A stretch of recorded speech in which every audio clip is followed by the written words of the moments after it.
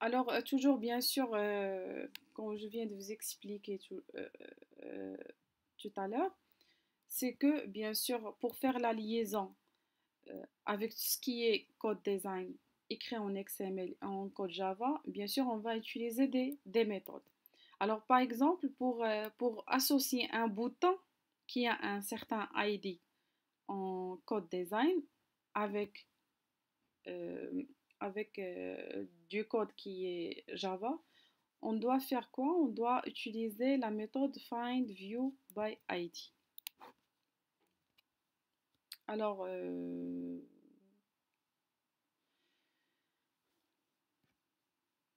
je pense que je vous ai montré l'autre fois un exemple, c'est ça? Mais ça n'empêche, je vous montre un autre exemple. Un autre exemple. Mhm.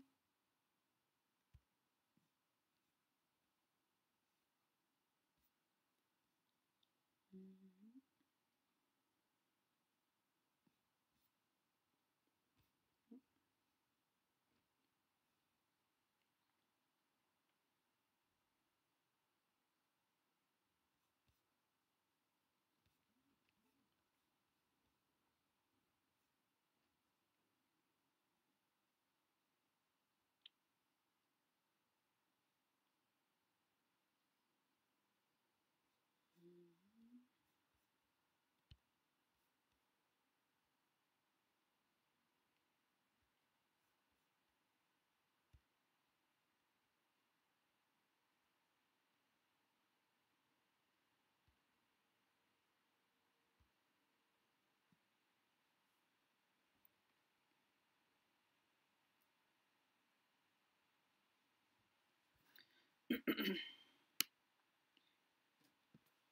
Alors, juste pour vous expliquer la notion, comment on peut faire la liaison entre ce qui est graphique avec ce qui est traitement.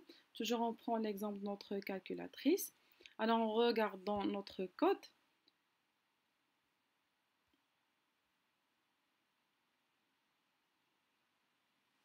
Par exemple, on veut le texte qui est affiché ici, le champ saisi. Ce qu'on saisit dans notre calculatrice, alors j'exécute pour vous montrer l'exemple.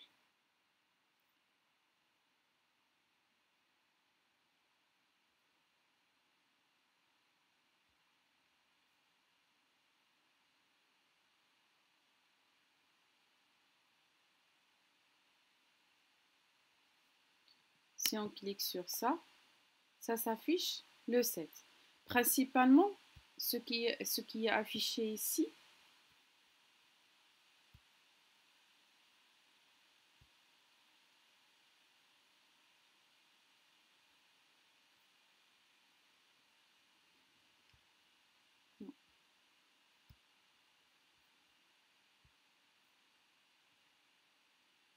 voilà.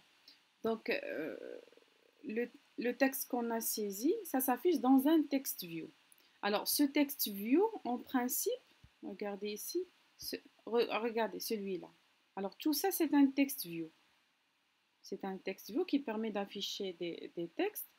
En principe, ce text view, c'est un composant graphique. C'est un composant graphique qui a comme ID text view. Qui a comme ID text view qui se trouve dans le fichier activité main.xml. Alors pour contrôler, bien sûr, faire des traitements, afficher ce qu'on saisit par exemple et faire correspondre un traitement avec du code Java, qu'est-ce qu'on fait pour mettre le contrôle sur ce fichier-là? Bien sûr, qu'est-ce qu'on fait? On fait correspondre, on crée déjà un objet, champ saisir, regardez, on, on, euh, qui porte le nom champ saisi, qui est un text view. Ce champ saisi-là, on fait le correspondre à l'objet graphique qui est comme ID en utilisant la méthode findViewById.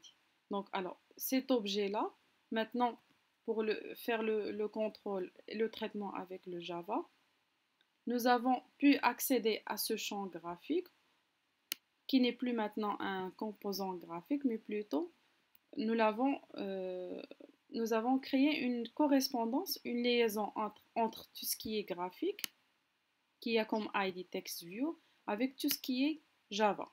Et maintenant, on peut travailler avec ce champ-là. Donc, ça se fait grâce à la méthode findViewById. Ça veut dire trouver la vue par ID, qui se trouve où? Qui se trouve dans la classe R et qui a comme ID TextView. Donc, c'est ça la correspondance. Ça se fait grâce à cette méthode-là.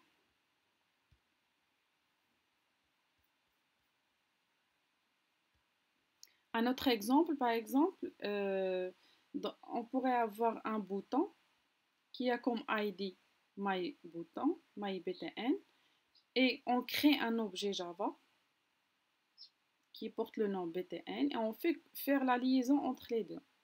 Correspondre cet objet Java à cet objet graphique. On peut modifier le texte écrit en dessus en utilisant le Java pour dire que c'est un texte modifié depuis Java. C'est ce qu'on a fait la dernière fois avec l'exemple de clôture.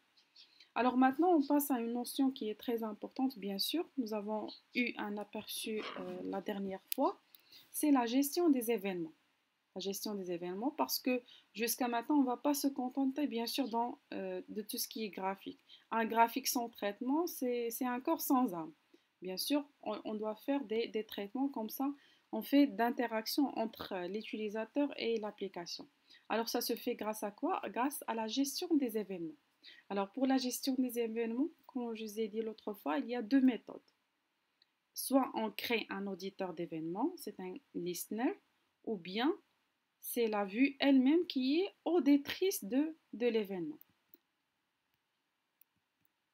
Donc,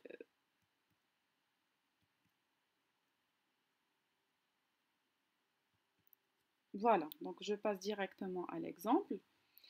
Ici, dans cet exemple-là, on veut bien sûr saisir deux nombres et cliquer sur, après on va cliquer sur 100 pour afficher le résultat et on clique sur Reset pour supprimer, bien sûr pour supprimer tout ce qu'on a écrit.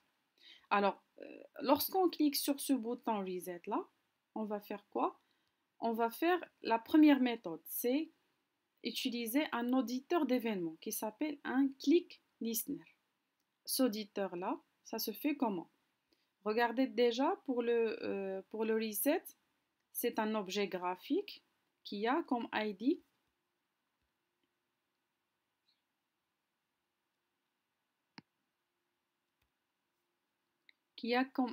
bouton reset. Bien sûr, on va créer un objet Java dans lequel on doit lui associer cet objet graphique. C'est bon, la liaison elle est faite ici. Donc, qu'est-ce qu'on fait? On doit appeler ce click listener. C'est un auditeur d'événements. On va juste surcharger la méthode. Ça se fait d'une manière automatique. Après, qu'est-ce qu'on fait? À l'intérieur de onClick, on va effectuer les traitements qu'on doit faire. Ça veut dire on doit mettre le texte 1 à vide, le texte 2 à vide et le texte 3 à vide. Bien sûr, texte 1, texte 2 et texte 3, ce sont des objets edit text qu'on lui a fait correspondre bien sûr au champ ici qui sont des éléments graphiques qui ont des ID edit text 1, edit text 2 et edit text 3. Donc voilà, donc c'est ça la première méthode, c'est en appliquant ce click listener sur le bouton. C'est bon? Ça, c'est la première méthode. La deuxième méthode, c'est quoi? Donc je vous montre ça dans l'exemple.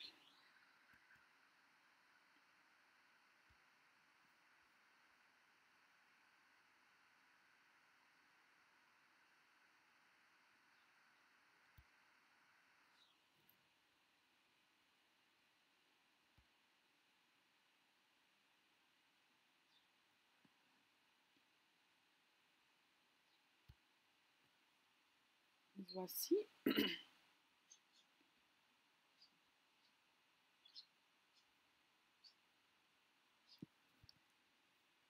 Alors la deuxième méthode, c'est que c'est que le composant graphique, c'est lui qui est auditeur de l'événement d'une manière directe. Ça, comment on le fait? Qu'est-ce qu'on fait déjà?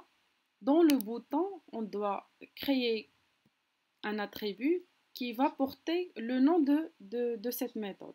Donc, on va aller dans notre design. C'est notre bouton Reset. Donc, regardez. Alors, cette interface-là, bien sûr, regardez, elle est faite avec le Constraint Layout. Nous avons placé les éléments ici. Nous avons cliqué sur ce Infer Constraint. Et après, regardez, pour que nombre 1 soit aligné à ce texte-là, qu'est-ce qu'on fait? On clique les deux. On clique sur les deux. Et on fait ici.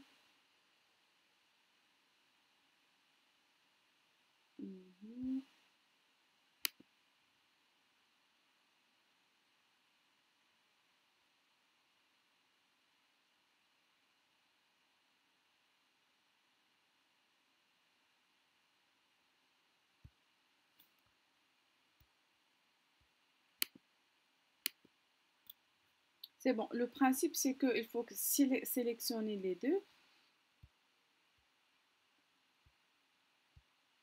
de telle sorte à avoir affiché le baseline. Le baseline, ça permet d'aligner les attributs. On clique ces deux sur ces deux-là, on clique sur ces deux-là aussi, on clique sur ces deux-là aussi, on clique sur ces deux-là aussi pour les aligner l'un à côté de l'autre. Et bien sûr, on peut cliquer sur ces trois-là et les aligner d'une manière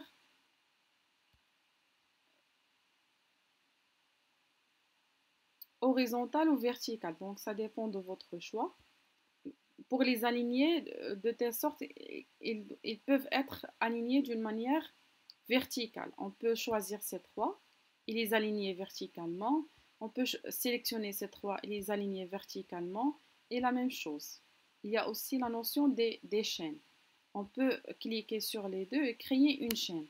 Vous pouvez trouver ça sur ces attributs-là. Comme ça, lorsque vous allez changer les contraintes pour un seul composant, ça va se faire pour toute la chaîne.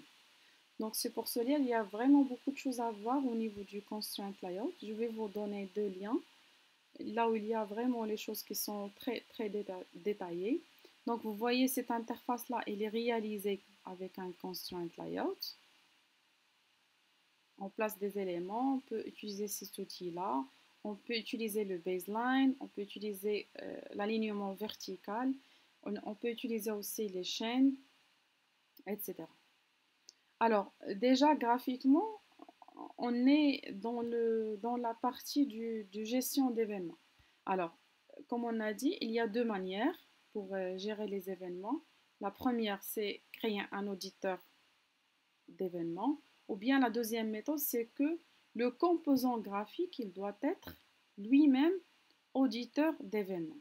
Alors, pour, pour faire cette deuxième méthode, on va aller dans notre composant graphique. Regardez notre composant graphique, il a comme ID bouton 2. Mais ça ne suffit pas. Il faut quoi? Il faut aller dans les attributs. On clique. Vous voyez? Et rajouter, donner un nom à cet événement-là. C'est View Reset, clique par exemple. Vous pouvez l'appeler comme vous voulez.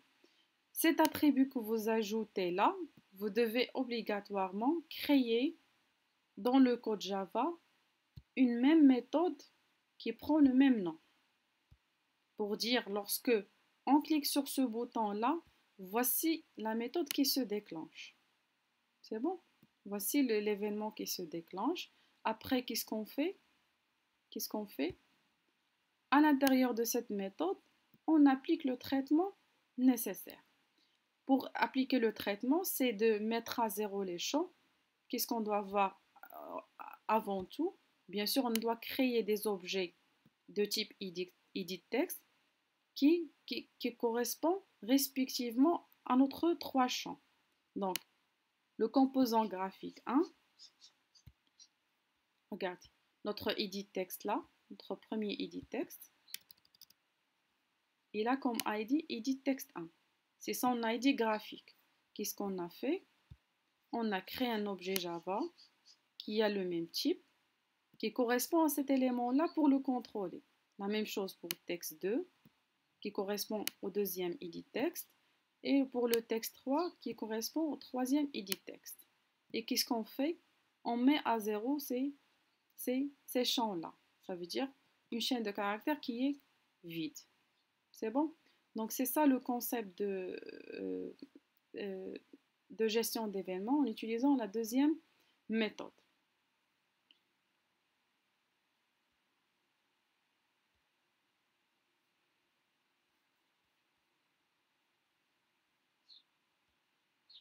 Donc, voilà, comme je viens de vous expliquer.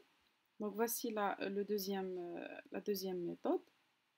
Dans les attributs du bouton ou bien du composant graphique, il faut rajouter l'attribut en clic et on doit créer une méthode qui porte le même nom que cet attribut-là et faire le traitement nécessaire dedans.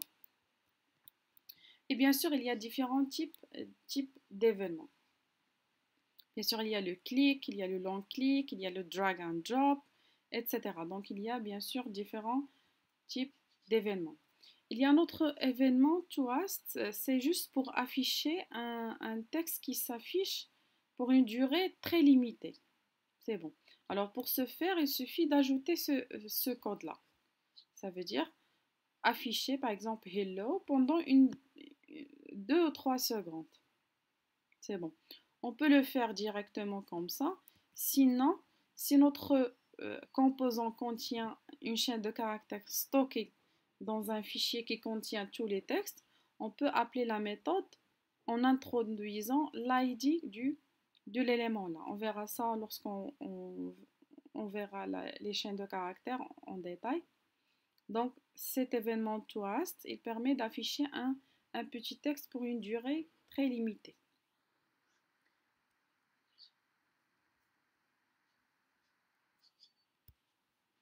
Alors,